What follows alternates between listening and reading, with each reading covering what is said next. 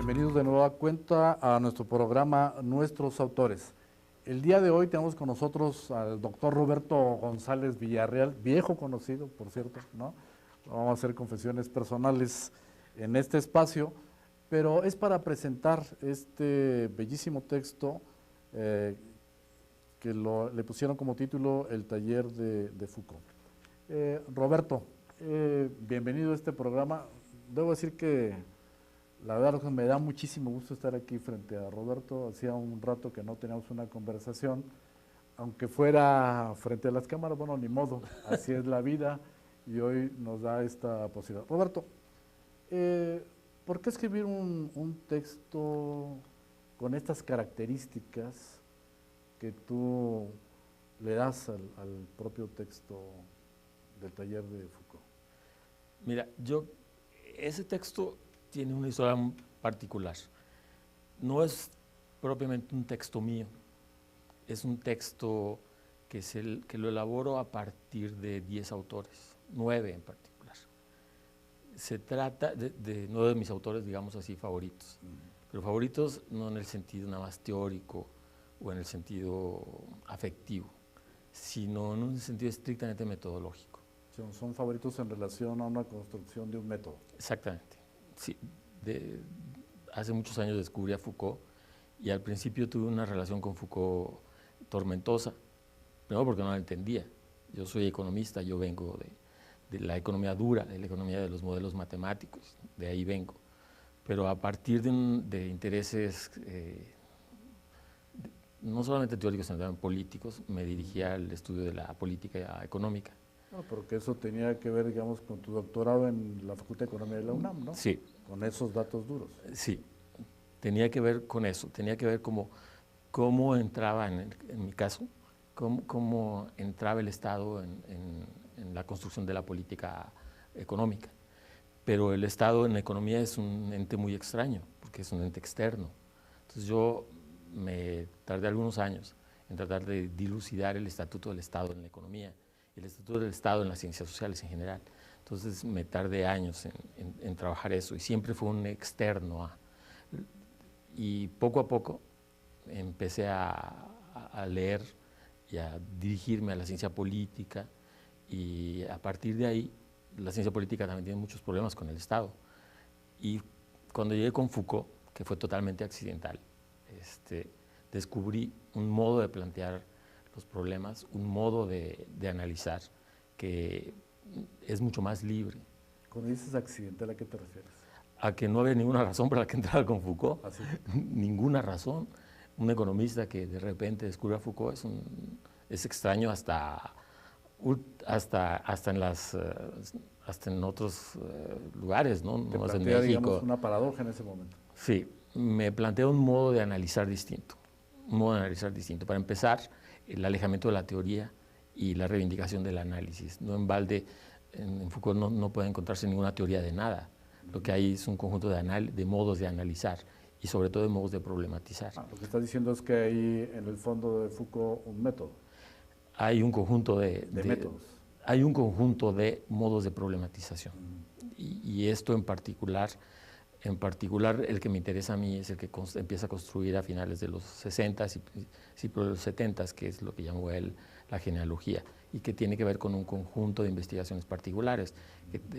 El más conocido, obviamente, es el Vigilar y Castigar, que es el nacimiento de la prisión, pero después también el modo de analizar la relación del poder con el sexo. Pero para no entrar ya sobre los temas, ¿para quién escribir un texto sí, te decía, de este tipo?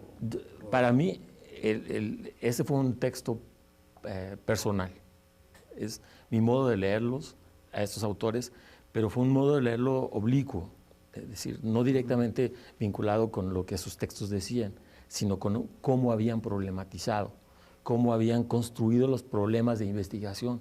Eso es lo que me interesaba en ese momento a mí.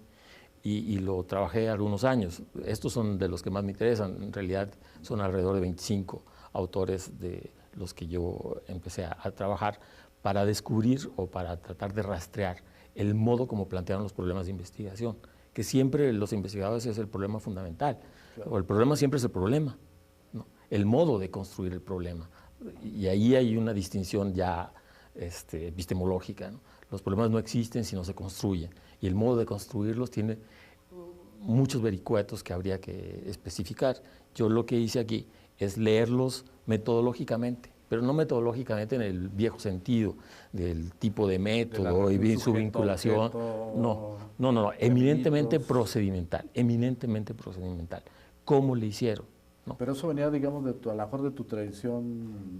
No tanto, De la microeconomía, ¿no? No tanto, ¿no? Tanto, fíjate. Al contrario, es lo que me sirvió a mí de liberación, ¿no? Porque mis viejos estudios econométricos lo que hacían era especificar el modelo. Siempre hay un modelo que está referido a una teoría, y el modelo es el que se pone en cuestión. Acá no, esto es mucho más libre, ¿no? Acá de lo que se trata es de descubrir el modo como planteamos los problemas, y en ellos, en estos nuevos autores que yo trato, el modo de plantear el problema es lo verdaderamente relevante. Bien. Entonces, inicialmente lo elaboras para ti, sí. Pero cuando... Lo que pasa es que, te decía, cuando empecé a vincularme con los estudiantes de posgrado, los de pregrado de aquí de la Universidad de Investigación Educativa, el primer problema que había era su dificultad para plantear el problema. Y entonces empecé a darles este tipo de lecturas. Empecé primero los seminarios orientados metodológicamente a cómo se construye el problema. Pero lo que hay, o lo que normalmente se encuentra en los manuales de metodología de investigación, es la vieja receta de hay que plantear los problemas. Y que en realidad no son problemas, sino son derivaciones de temas que algunos otros investigaron. Entonces lo que yo quería hacer era decirles a los estudiantes cómo se plantean los problemas, y empezamos a hacer lecturas de algunos de estos autores, orientados otra vez a la problematización, orientados a cómo se plantean los problemas. Digamos, de los autores, aparte de Foucault. Aparte de Foucault hay muchos más que están en la perspectiva en la que trabajo desde hace algunos años, es Foucault y algunos de los que trabajaron con él, no propiamente discípulos, porque uno no puede decir que Rosan Vallot es un discípulo de Foucault, ni mucho menos, pero sí que trabajaron en los seminarios de Foucault en el Colegio de Francia, algunos como Procacci, Giovanna Procacci, o el mismo Rosan Vallot, o muy cercanos como Robert Castel o Doncelot, por ejemplo, u otros estando vinculados a los temas de educación, como Fernando Álvarez, o Julia Varela, o Ian Hunter, o Popkewitz, que por cierto lo trajimos a la universidad y fue bastante rico, que se dedicara a especificar el método. Entonces lo que hicimos fue leer a los autores, ¿no? Y empezar a desmenuzar el planteamiento metodológico, pero insisto, en la parte que tenía que ver con el planteamiento del problema. Este libro es un modo de plantear problemas, es un pasar revista a nuevos autores para ver cómo plantearon los problemas. El diseño de la investigación ya es otro negocio, es otro tema que no trata este libro. Bueno, y digamos, ¿cómo ibas construyendo esta idea de ir como problematizando? Si puedes ejemplificarlo, digamos, con 2 o 3, un texto inicialmente de Foucault, por ejemplo, y a partir de ahí, ¿cómo podríamos ejemplificarlo? Sí, el más claro, a mi modo de ver, es el de Vigilar y Castigar.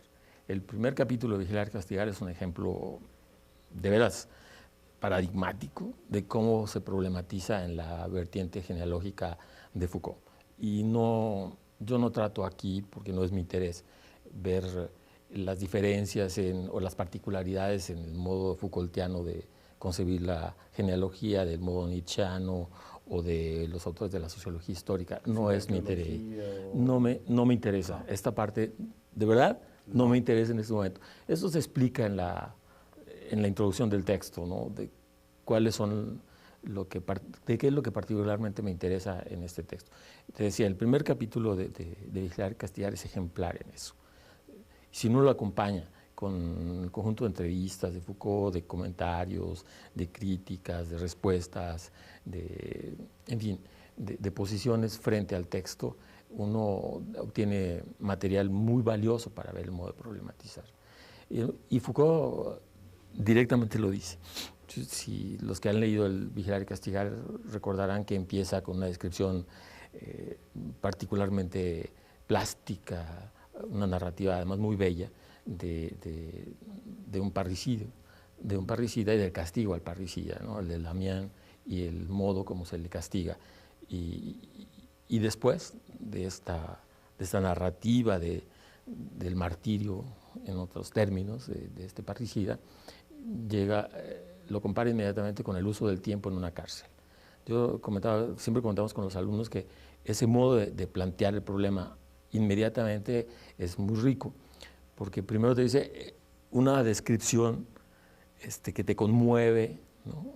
Bueno, a algunos hasta los excita por el modo en el que se mortifica la carne, y después un uso del tiempo muy regulado. Ahí plantea muchas cosas. Primero es un contraste, y es una de las características del modo de problematizar. Siempre es un contraste, siempre es una crítica.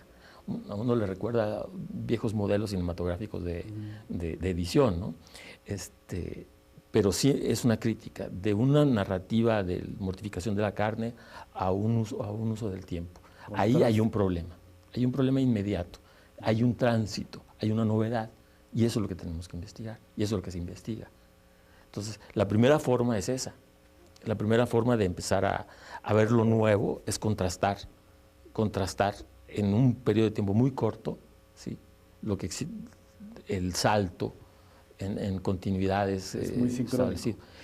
Inmediatamente, y a partir de ahí se generan muchas preguntas, y eso es lo que uno tiene que tener la sensibilidad y bueno, la cultura y las investigaciones previas, etcétera, que tiene que haber para ver dónde está la novedad y después cómo tratar la novedad. Aquí la novedad era de un parricidio a una cárcel. Claro. Esa es una discontinuidad en la economía del castigo. Entonces la pregunta es, ¿qué ocurrió ahí? ¿Qué ocurrió? Pues hay un modo distinto de castigar en un periodo de tiempo muy corto, ¿no? Yo sé que los investigadores, los historiadores, investigadores del castigo, tendrían sus vericuetos, sus bemoles, hay muchas críticas sobre el uso de fuentes históricas, en fin, pero eso no es lo que me interesa en este texto, ¿no? A mí lo que me interesaba en este texto es ver y cómo planteó el problema, y lo planteó de la forma más sencilla, ¿no? La forma más sencilla es, se castiga de un modo, se castiga de otro. ¿Cuál es las características de la nueva forma de castigo? Bueno, hay que especificarlas. Eso es lo que inicia el problema, no es lo que hace el problema. Ahí nada más se advierte una señal de algo nuevo. Hay algo que es distinto. Hay algo que es distinto y hay que investigarlo. Primero, si no es una novedad. Entonces Foucault lo que sigue es, si es una novedad, pero si es permanente. Si es verdaderamente una novedad o es nada más un incidente, vamos a decirlo así. Y encuentra que no, que hay muchas formas de ver la novedad. Regímenes de castigo distintos, tipos penales distintos, cambios en códigos penales, una expansión europea de las cárceles, o más bien la construcción de muchas cárceles. Pero esto lo vamos haciendo, digamos, en un tiempo. En un tiempo, pero muy corto, 30 años. En 30 años pasa todo esto. En 30 años tú y yo nos volvemos viejos. Sí, pero tú y yo no contamos en términos históricos para la economía de los castigos, ¿no? Entonces, hay una novedad y eso es la que hay que investigar. Y la novedad es esta extensión de la cárcel como la forma primordial del castigo, ¿sí? La pregunta ahora es, ¿y esto qué significa? Esto implica un conjunto de novedades que van desde los tipos de penales, ¿no? hasta las formas de narrativas y las construcciones de nuevas formas arquitectónicas. Después esto va a llevar a la conocidísima tesis sobre el panóptico y después al encuentro histórico de las razones de por qué la cárcel se volvió la forma fundamental. Algo así como uno ve el inicio y luego la pregunta es ¿qué va significando? Que son todos los elementos que estás generando y luego... Y luego hay que contrastarlo con los que escribieron. Entonces hay lo que nosotros conocemos como la revisión de la literatura, ¿no? La revisión de la literatura en este caso es particularmente importante porque nos lleva a una especie como de desmarque un desmarque teórico, desmarque político y desmarque histórico. Con los que se enfrenta inmediatamente son... Lo que ya se hizo. Lo que ya se hizo. Pero lo que ya se hizo le sirve en este caso, decía, para desmarcarse, porque otra vez para contrastar. Otra vez para contrastar. ¿Con quién y cómo? La pregunta ahí era esa.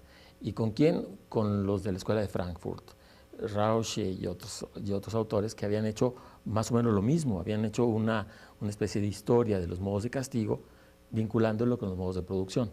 Y Foucault lo que dice es, eso tiene razón, es bastante útil, sin embargo tiene una serie de dificultades tanto teóricas como históricas. Y este desmarque, este contraste otra vez entre las explicaciones que se dieron y el modo y el material histórico que había revisado, lo lleva a plantearse el problema en los términos genealógicos, que era la vinculación no es con los modos de producción, sino con la aparición de nuevas formas de poder, digamos, y de regímenes del poder. Para nuestro público, ¿qué significaría, digamos, acá lo genealógico? Lo genealógico es, como lo plantean ellos, es partir de un problema actual, y Foucault, y es a lo que quería llegar, lo que estamos viendo es la forma como él lo planteó en el texto, ¿no? Como ya lo escribió. La forma como empezó a investigarlo fue distinto, y él lo relata en muchos textos y en muchas entrevistas. Él estuvo involucrado en el grupo de información de prisiones en Francia junto con otros intelectuales franceses. Ante que se constituyó el grupo de información de prisiones, ante una serie de revueltas en las cárceles a principios de los años 70, finales de los años 60, en las cárceles francesas, pero también norteamericanas. Y los presos pedían una serie de reivindicaciones básicas, desde el ver a sus esposas hasta mejor comida, etc. Y Foucault estuvo involucrado con ellos. Y también porque estaban los presos políticos derivados de los 60, ¿no? y de otras formas de lucha. Entonces, la pregunta que ellos se hicieron, que Foucault se hizo, no es la pregunta del trabajo social, que también lo hicieron, es decir, cuáles son las condiciones de la cárcel, cómo se ejerce el castigo en la cárcel, cómo se violan los derechos humanos. Esas son las preguntas típicas de la sociología o del trabajo social, ¿no? Las preguntas del genealogista fueron distintas. Después de todo, si uno revisa la historia, las cárceles modernas son cárceles modelos, ¿no? Son cárceles que no tienen nada que ver con San Juan de Ulúa, o no tienen nada que ver con con Lecumberri. O con Lecumberri, no tienen nada que ver con eso. Tienen que ver con una forma de ejercicio del poder distinta. Entonces la pregunta que se hizo Foucault fue, ¿y esto cuándo? Las cárceles no es la forma histórica y eterna de castigo, ¿no? Es una forma nueva. ¿Cuál es su historia? Entonces siempre una de las características de la genealogía siempre parte de un problema actual, y habría que rastrear su constitución, y esto es lo característico de la genealogía, la constitución histórica de prácticamente todo, ¿no? Desde las instituciones hasta las relaciones de poder, y en la parte de los saberes, pues eso tiene otra forma que le llamaba la arqueología. Y continuando con la parte de aproximación al problema, ¿no? Ver los efectos, ver el contraste con lo que llaman algunos el estado del conocimiento, el estado del arte, hacer esta referencia a la genealogía. ¿Qué más, Roberto, en el texto? ¿Qué va dándole además un sentido más porque, como tú lo señalabas? Porque de lo que se trata aquí es de no partir nunca de universales, y esa es una de las características del método. O sea, no se trata del desenvolvimiento del castigo según los modos de producción. Los modos de producción identificado como un universal, como bastante abstracto por otro lado. No partir nunca de universales, sino partir de la historia inmediata, de los conflictos, de las dificultades, de las estrategias, ¿no? De los acontecimientos, ¿sí? Para ver cómo estos se fueron engarzando y construyendo, en este caso, instituciones, ¿no? Y modos de castigo particular en este caso. Pero también podía haber otros como en el caso que nos interesaría a nosotros aquí en la universidad y en general en las escuelas. Aplicado este método a las escuelas lo han hecho muchos autores ya. Desgraciadamente en México todavía no tenemos ningún trabajo Me genealógico. estoy acordando de la escuela primaria de una de las autoras que tú mencionaste, ¿no? De Julia Varela. De Julia Varela, por ejemplo. Sí. Ese Julia es un Varela. trabajo clásico. Ese es un trabajo clásico, la arqueología de la escuela. Sí, es un trabajo clásico porque, bueno, Julia Varela fue discípula de Foucault, o al menos fue asidua. Se dice. No, fue asidua a los seminarios de Foucault en el Colegio de Francia, ella y Fernando Álvarez. Pero Manuel, tu próximo trabajo, la violencia escolar, ¿no es un trabajo representativo? No, no propiamente, porque ese texto, otro día que me invites, lo vemos, trata de ver ahí sí la constitución de un problema, más que de una institución o algo así. En este texto lo que a mí me interesa es cómo se constituyó el problema, después sus formas de gestión, eso ya viene un poquito después. Sí. En este caso, ¿no? En este caso, Julia Varela o Ian Hunter o Paul Kevitz, que son también Anne Querrien y otros autores que trabajan desde esta perspectiva, lo que tratan de ver justamente es ver cómo la identidad, educación y escuela es totalmente histórica, es circunstancial, vamos a decirlo así, en términos históricos, no es inmanente, ni mucho menos. La escuela se construyó y ver su narrativa es ver los conflictos y los intereses y las estrategias que de repente en un momento dado, allá por el siglo XIX, la escuela se volvió la forma predominante de educación, ¿no? Sí. Y digamos, hay una parte que a mí me interesa preguntarte que tiene que ver, a veces no nos gustan mucho estas preguntas, pero esto como a la hora que lo trabajabas tú con los estudiantes del doctorado, ¿no? ¿Cuáles eran los efectos? ¿Cuál era la percepción? ¿Cómo, eso sí. ¿Qué objetos de investigación empezaron a trabajar o a problematizar? Sí. A veces que no me gusta la pregunta, pero a mí esta pregunta sí me gusta, porque este texto salió porque ya estaban como hartos de verlo en internet, no en internet, sino en correos electrónicos o eso, ¿no? Entonces lo trabajamos durante mucho tiempo y en algún momento dado fue, bueno, pues ya que lo conozcan otros, con buena suerte, porque conozco de algunos lugares donde vienen así como hasta por 10 o 15 o 20, una cosa muy extraña para mí, de usarlo. El efecto inmediato, te voy a decir en las palabras que ellos usan, es cómo se les mueve el tapete. Porque como no se utilizan universales, y esa es la primera de las formas de desaprender, el primer corte, no hay universales, aquí no hay sociedad civil, aquí no hay Estado, aquí no son regímenes de gobierno, aquí no hay eso. Son formas históricas que siempre son las que hay que estar atentos para plantear los problemas en esos términos, ¿no? Lo primero es eso, les mueve el tapete. Lo segundo es que inmediatamente tienen un efecto hacia sí mismos y hacia el modo como ellos aprendieron, ¿no?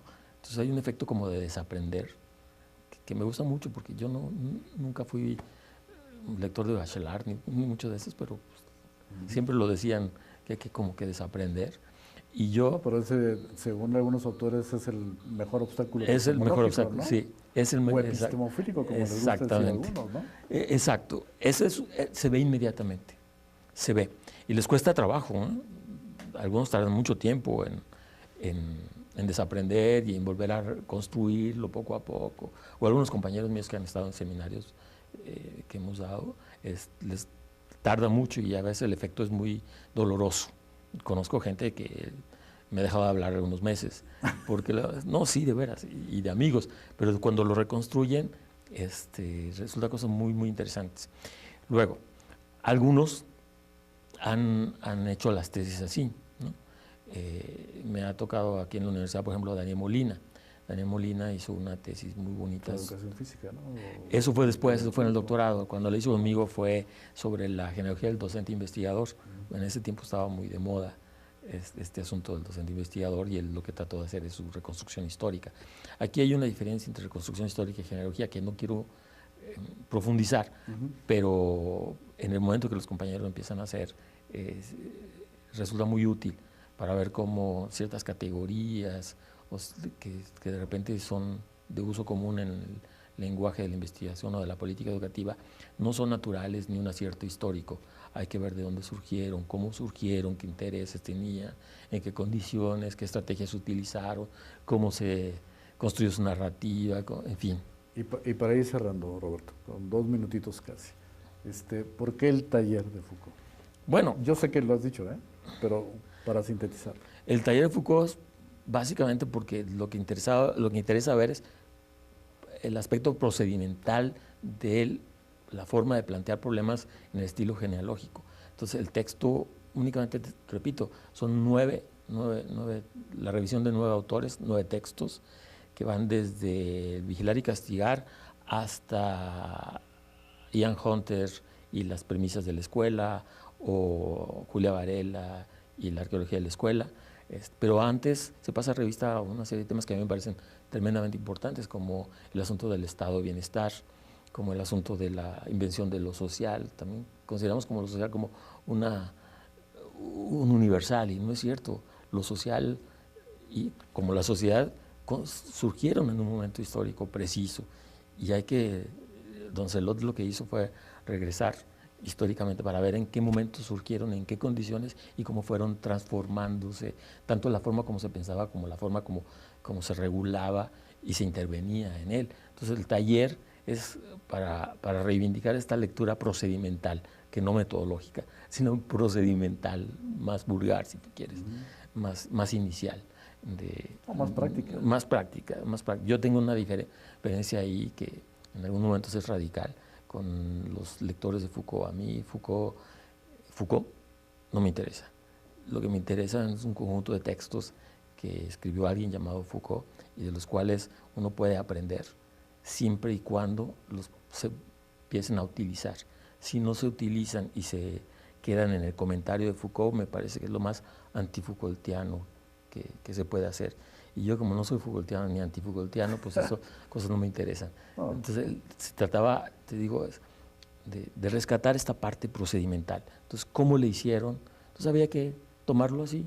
En otro texto que publiqué por ahí lo digo más claramente. Se trata de hacer como la historia de los instrumentos, ¿no? Y limpiarlos. A veces me siento como mecánico, pulirlos, exactamente. Y si no sirven, pues crear otros o utilizar otros. Si no, no sirve, ¿no?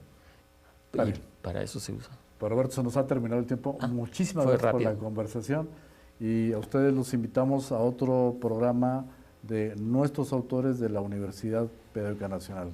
Gracias, Roberto. Gracias a ustedes. Nos vemos en nuestro próximo programa.